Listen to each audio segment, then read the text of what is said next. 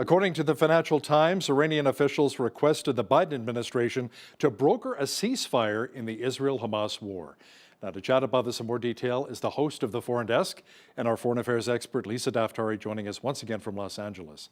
Lisa, didn't both governments already meet privately back in January in Oman to discuss a potential ceasefire? Yes, and on the sidelines, of course, Iran's regime, the puppeteer of all of this, making demands because they can. This was a meeting between a private meeting between the United States and Iran's regime, where the United States wanted to get the message to Tehran to please, pretty please, curb your proxies, stop shooting at us in the Red Sea, curb those Houthis. And instead, Iran turns around and says, no, you know what? Why don't you work on that ceasefire? And putting the pressure on the United States. And of course, you know, it just illustrates how far we've come in terms of emboldening this regime. Not only do they support Hezbollah and Hamas and the Houthis and all these different proxies and insurgencies throughout the region, they're the ones telling the United States what to do and trying to control our foreign policy. If you look at a lot of the foreign policy that's coming out of the White House, it looks like they have actually have been listened to in a lot of ways. And most recently, another 10 billion released to Iran's regime, empowering them further, giving them the signal that the White House will listen to them, will loosen the sanctions, will, abide by what they want. And right now we have, we're in an election year, so it doesn't look like things are going to change anytime soon, only going to get worse in terms of appeasement of our enemies. Israeli Prime Minister Benjamin Netanyahu lashed out at the Biden administration, which suggested, at least perhaps, there needs to be a little bit of a regime change in Israel. Netanyahu said, quote, "It is wrong to try to replace elected leaders of a sister democracy and a staunch American ally at any time, but especially during a time of war." Right. And it's an interesting thing for the United States to now focus on Bibi Netanyahu as a right-wing candidate and to even bring in any sort of partisan politics right now. It is very, very wrong for anyone to assume that if anyone else was in office in the place of Bibi Netanyahu, left, right, or center, that they would react any differently to an existential threat like Hamas. October 8th, a major decision had to be made the day after the war began when Hamas attacked. And any leader in Israel, again, left, right, or center, and I'm not saying they're perfect, the right wing, left wing, they had their own domestic issues leading up to the war. But to believe that this existential threat and the war against rooting out Hamas would be treated any differently it's a false premise to begin with. Secondly, it looks as though the Biden White House has pivoted a bit to appease the progressives that are either in Congress, in office, or progressive voters, to now look at the election and say, well, we don't want to lose states like Michigan, for example, a major swing state here, but with a large population of Muslim voters that perhaps would believe that the Biden administration's policies are too pro-Israel, they favor Israel, our ally, too much, and are now trying to backstep a bit and trying to pivot and call on Bibi Netanyahu, for example. Like, his head has to roll in order for the United States to pivot their position to say, we're not so pro-Israel, but it was Bibi's fault that this happened to begin with. False premise. People in Israel don't believe this. They may have their own issues with Bibi, by the way, domestically, but when it comes to this war, the majority of Israelis believe that they have to root out Hamas. It's an existential threat. Their kids, their own safety, everyone's safety is on the line here. Israel's, the safety and security and future of Israel is on the line here. So I think that has to be pivoted a bit. The second thing I want to say is that to believe that these small concessions or a pivot in the policy or any sort of change in the Israel policy coming from the White House would appease those types of voters is absolutely wrong. When they're chanting from the river to the sea on streets in America, and I know that it's happening in Canada as well, that means a complete root out of the state of Israel, meaning Israel should be taken off the map. It does not mean that they want small concessions like the removal of Bibi Netanyahu or to scale back in Rafah. Those small movements or appeasement or concessions, whatever you want to call them, it's not going to work for these types of opinions.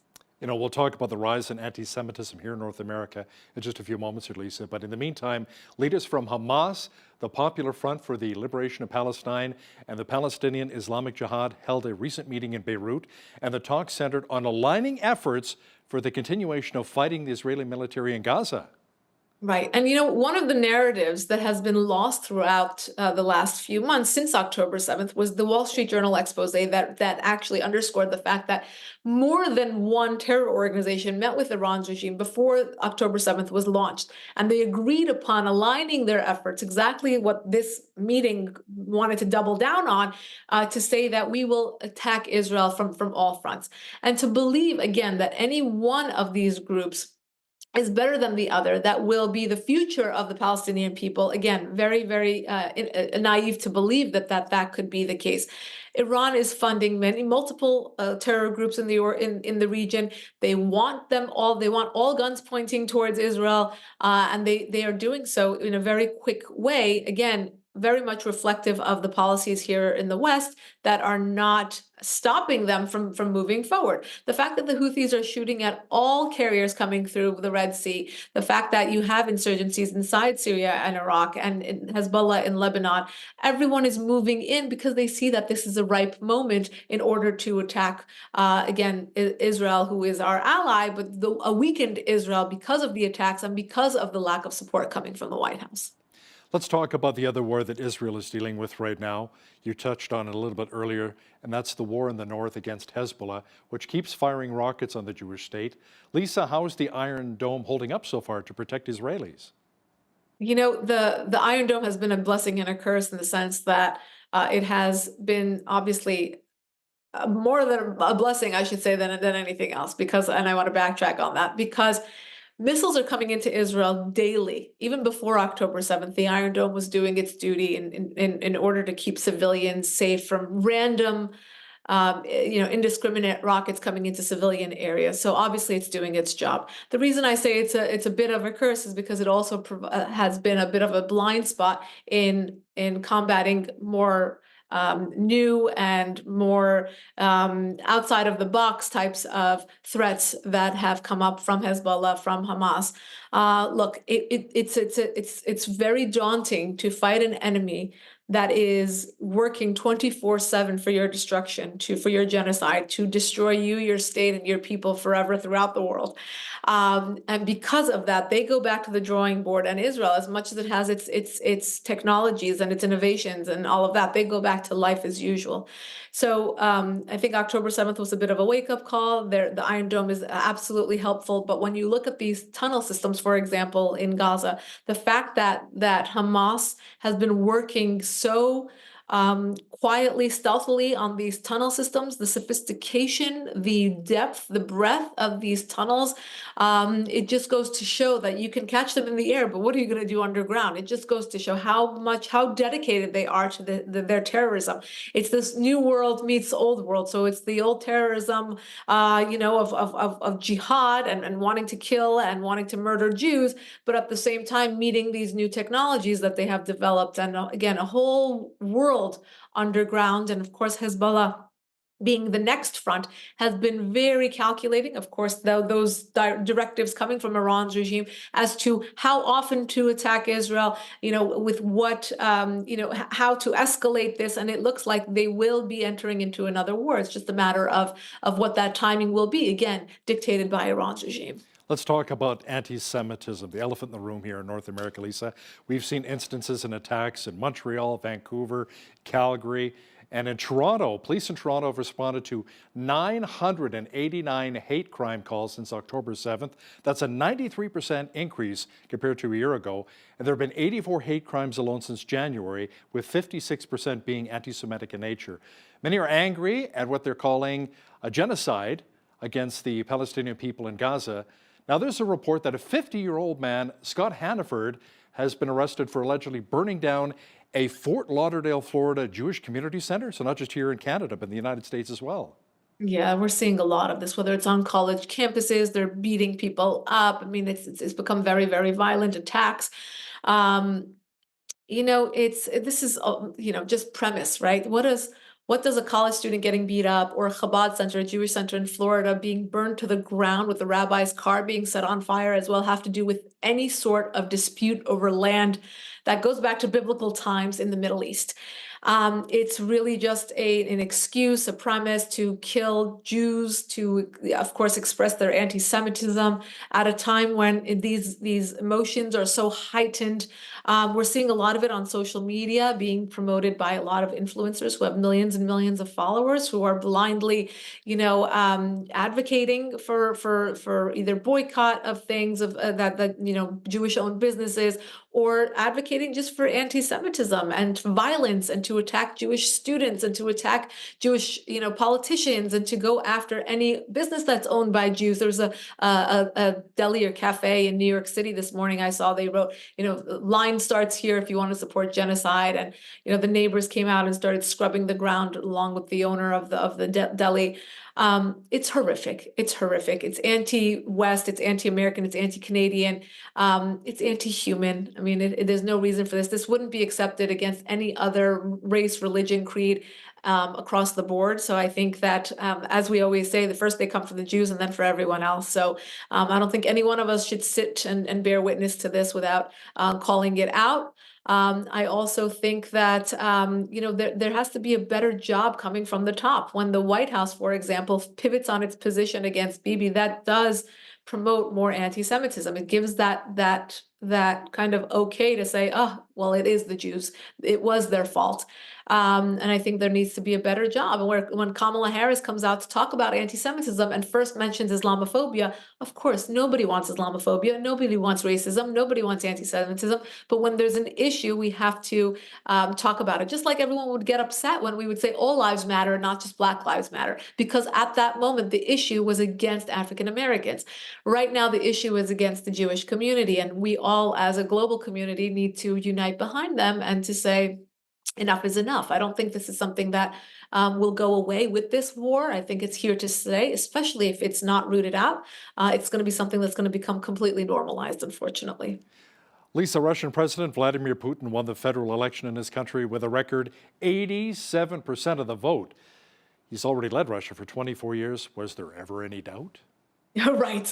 Another 6 years in the books for Putin. Look, of course, I had people writing me on Twitter because of the headlines we were posting and saying, don't call it an election. And so I put the, election in the single quote because, of course, he is a dictator. He's, an anarchist, however you want to look at it. But I will say one thing that perhaps is not on the radar of most. A lot of Russians have rallied behind Putin in his invasion of Ukraine, and that has given him some more clout at home, where before there was less, because of the economy, because of a lot of different domestic issues back in Russia, because of the crackdowns, etc. This may be an increase in his popularity, but also it's hard to tell because this is always rigged, and of course, he was going to be issue, and regardless. So, we shall see. I think this is going to be an important couple of years for Putin, for Russia, for the discussion around what role will Russia play on the global stage, and what do they want after Ukraine? I mean, let's say that we do give him an off-ramp on Ukraine, or there is some sort of ceasefire that is meaningful and long-lasting within that war. What will be next for Putin? And I think that that's a big question that a lot of people are not talking about. Now, speaking of elections, yours is coming up this November. It'll be Biden against Trump once again, the rematch. How much of an impact on the Trump campaign will all of his court cases really have? I think once they're done with, it doesn't look like, on the one hand, right now, it looks like, a lot of those who stand behind him, staunchly stand behind him. They think that the court cases are bogus. They think a lot of the pressure and the media is bogus because they just want to target Trump. So for those who are his core constituents, it won't matter at all. For moderate voters, I think we'll have to see how the Biden campaign shapes up. Look, his State of the Union, he came out very strong in terms of energy. I don't know if he had a bunch of Red Bull or espressos or what he did, but he came out very energetic to kind of, quash those, the talk of him being senile and not having the energy and not having the capacity. Of course, there's that's a fact. I mean, his age, the fact that he has made so many mistakes and continues to, and they will question his capability to serve another 4 years. Look, if Biden can show up with energy and to say, I am capable of another 4 years, all he has to do is say Trump is nuts and crazy and look at all these lawsuits and look at all these issues. And I think a lot of the moderate voters may be apprehensive about putting their support behind Trump. So we shall see. I think what's up for grabs here is obviously women voters, moderate voters, minority voters who may be on the fence about either candidate, really. I think it's going to be, for a lot of people, this will be voting for the worst of two evils. So we shall see how each camp shapes up and whether it actually will be Biden versus Trump once we get to November. No, exactly. We only have a few short moments left here, Lisa, but I wanted to talk to you about the Princess of Wales, Kate Middleton. A new sighting for Kate Middleton, the first since her abdominal surgery in January. There's been a lot of conspiracy floating around as to why we haven't seen her. Right, we haven't seen her. We don't really know the full story, which leads people on social media who are obsessed with the royals to come up with their own pictures and their own narratives and their own timelines and just leave her alone. Look, many people would disagree with me and say you can't leave them alone. They're in the spotlight. They're royals. They should give people more information. They should give them more so that they can kind of stop with all the conspiracies. But it looks as though she came out to go to the local market. There aren't any pictures, by the way, of that outing, but there was a supposed outing and people saw, there were witnesses. So people want pictures, people want information so that the tabloids don't go on making their own assumptions. But it looks as though she had her surgery in mid-January and she won't be in the public eye or serving in her position until after Easter. So we have a couple weeks until we see what really happened. If people can just be, kind of assuaged by the narrative that comes out after Easter. So let's just give them a couple weeks. Exactly. She's our royal family and foreign affairs expert, Lisa Daftari. Thanks so much for joining us once again from Los Angeles. Of course. Thank you for having me.